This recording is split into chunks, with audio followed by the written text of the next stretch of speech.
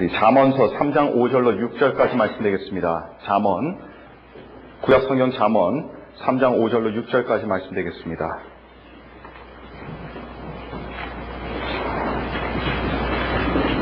오늘 하나님의 말씀 잠언 3장 5절로 6절 말씀입니다.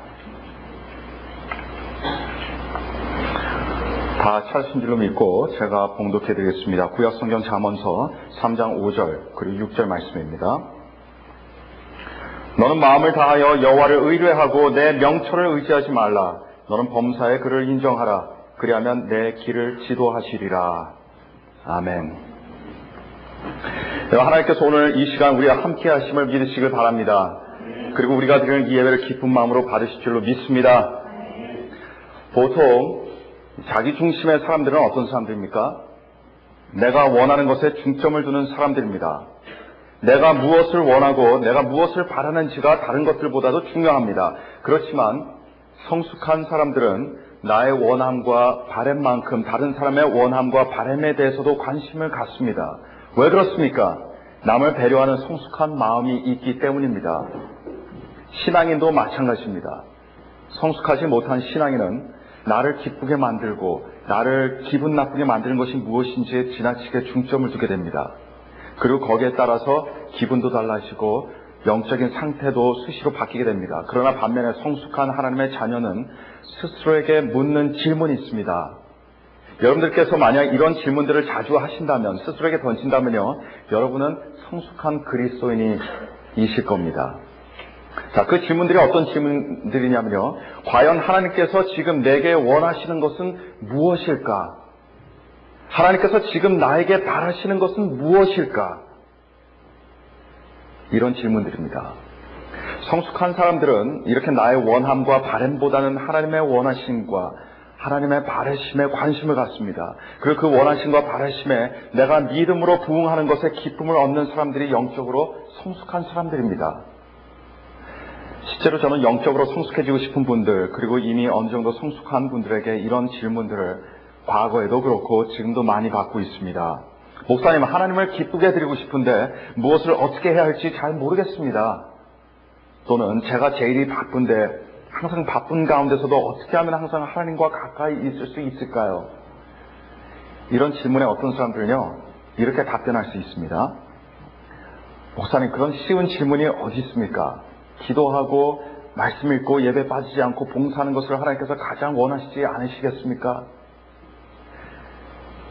그런데 이 말은요, 무슨 말이냐면, 어떻게 하면 아내를 행복하게 만들 수 있을까요? 라는 질문에 남편이 돈 많이 벌어오고 집에 일찍 들어오고 밥 먹고 나서 꼭 설거지 해주고 집 청소 깨끗이 하고 빨래도 하면 아내가 행복하지 않겠습니까? 라는 대답과 똑같습니다. 반대로 남편이 원하는 아내는 밥 잘 차려주고 항상 예쁘게 화장하고 있고 아이를 잘 키워주고 이 집 늘 깨끗이 치워주는 그런 사람 아니겠습니까? 라고 대답하는 것과 똑같습니다. 여러분, 분명히 어느 정도 맞는 말임에 틀림이 없습니다. 그러나 그것이 절대로 다가 될 수는 없어요. 왜냐하면 남편과 아내의 관계는요, 이 기계적인 단순 행동들, 단순 의무를 이행하는 것으로 행복해지지 않기 때문입니다. 만약에 이것이 행복의 기준이 된다면요, 이 여자분들은 어떤 남자를 찾으면 돼요? 돈 많이 벌고 집에 일찍 들어오고 설거지도 해주고 빨래도 해주고 청소도 해주는 그런 남자를 만나면 됩니다. 반대로 남자들도 반대의 여자를 만나면 되는 거예요. 그러나 그런 단순 행동들, 단순 의무를 이행하는 것으로 여러분 행복해지지 않습니다. 그래서 남편들이 아무리 회사에서나 가정에서 성실해도요, 이 부부 문제가 발생할 수 있습니다. 아내가 가사 일을 너무 잘 맡아서 일해준다 하더라도, 아이들을 잘 키운다 하더라도 남편과 아내의 관계에 심각한 균열이 언제든지 생길 수가 있습니다.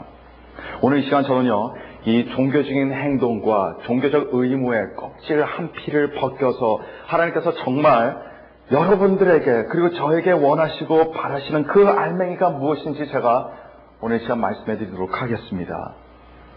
사실 우리는 못 느꼈지만 하나님께서는 어저께 우리에게 간절히 원하시던 것이 있으셨습니다.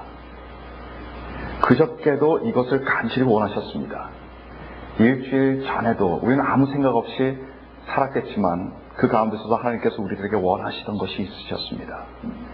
2009년도였던 작년에도 마찬가지입니다. 우리가 아무리 힘들고 내 안에 기쁨이 고갈되는 순간에도, 내 입에서 막 불평이 나오고 욕이 나오고 싶은 그 순간에도 하나님께서 우리에게 원하셨던 것이 있으셨습니다. 부족한 능력과 너무 버거운 삶의 무게로 인해서 우리의 어깨가 축 처지고, 우리 삶의 활력소가 상실되어 우리 눈에 눈물이 맺히고, 마음의 찬바람이 쌩쌩 불어 외롭고 괴로울 때도, 그 순간에도 하나님께서는 우리들에게 똑같이 간절히 원하시는 것이 있으셨습니다. 자, 그것이 무엇이냐면, 우리 하나님을 전적으로 의지하고 의뢰하는 것입니다. 믿습니까, 여러분? 저는 일평생 신앙생활을 한 사람입니다. 그리고 많은 신앙의 사람들과 함께 일해보고 10대, 20대, 30대, 40대, 50대, 60대, 70대, 80대까지 분들도 함께 일해봤습니다. 아직 90대 분은 안 계셨습니다.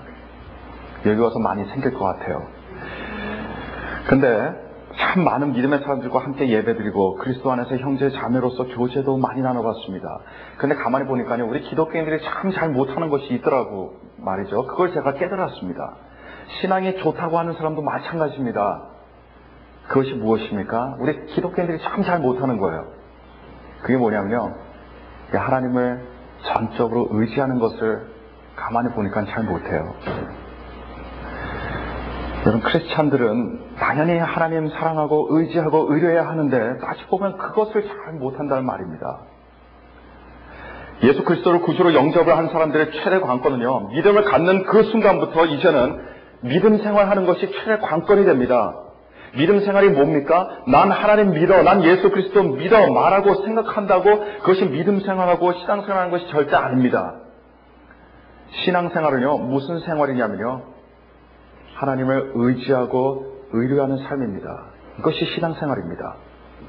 하나님을 의지하고 의뢰하니까 기도하게 됩니다. 세상을 멀리하게 됩니다. 하나님께서 싫어하시는 것들을 멀리하게 돼요. 하나님을 의지하고 의뢰하니 하나님의 말씀을 심각하게 받아들입니다. 하나님을 의지하고 의뢰하니 하나님께 전심으로 예배를 드리는 겁니다. 여러분, 우리는요, 살면서 숱한 고난을 맞이하게 됩니다. 숱한 위기들을 맞이하게 되는데요, 거기에 그 고난들과 위기들을 극복할 수 있는 해결 답안은요, 한 가지입니다. 크리스찬들의 돌파구는 단 한 가지예요. 다른 건 아닙니다. 상황이 바뀌는 건 아닙니다. 그것이 뭐냐면, 그 돌파구가 뭐냐면요, 하나님을 의지하고 의뢰하는 겁니다. 근데 그 순간에, 우리가 어려운 순간에 하나님을 의지하고 의뢰하지 못하면요, 우리는 넘어지게 되어 있습니다. 우리는 하나님의 뜻이 아니라 나의 뜻대로 그 문제를 해결하려고 합니다. 낙심합니다. 쓰러집니다. 괜히 넘어지는 것이 아닙니다. 오늘 우리의 본문 말씀은 어떻게 시작을 하고 있습니까? 너는 마음을 다하여 여호와를 의뢰하라고 말하고 있습니다. 그리고 그 다음 절에 너는 범사의 그를 인정하라라고 우리들에게 말씀하고 있어요. 이 말씀은 우리의 믿음 생활, 신앙 생활의 본격적인 시작점이 과연 어디인지 우리들에게 알려주고 있습니다. 하나님께서 우리들에게 큰 은혜를 부어주셔서 신앙생활을 할 수 있도록 해주셨습니다. 그런 신앙생활을 시작하려면 바로 여기서부터 해라라고 하는 것이 오늘 본문 말씀이 말해주는 성령님의 음성입니다. 신앙생활은 하나님을 의뢰하고 인정하는 그 순간부터 시작되는 것임을 여러분 믿으시길 바랍니다. 우리가 하나님을 의지하며 의뢰하는 그 순간부터, 그때서부터 이제 우리의 신앙생활이 시작되어지고 이루어지는데, 신앙생활이 시작되는 순간 어떤 일이 일어나는 줄 아십니까? 6절 말씀에 분명하게 밝히고 있습니다. 그리하면 내 길을 지도하시리라. 할렐루야. 그렇습니다. 우리가 하나님을 인정하고 하나님을 의뢰하는 순간부터 우리의 신앙생활이 시작되는 것이고요, 그 순간부터 하나님께서는 우리의 길을 지도해 주시는 겁니다. 한국 사람들이 오징어를 구워서 먹기를 참 좋아합니다. 근데 저도 참 좋아해요. 물론 술안주로서가 아니라 그냥 심심풀이 간식으로 그렇게 먹는 걸 좋아합니다. 그런데 예전에 친구들과 오징어를 구워 먹었는데 우연찮게 한 친구가 오징어 다리를 이렇게 먹는 것을 제가 보게 되었습니다. 근데 저는요, 늘 오징어 다리 맨 끝서부터, 가장 얇은 부분 있죠?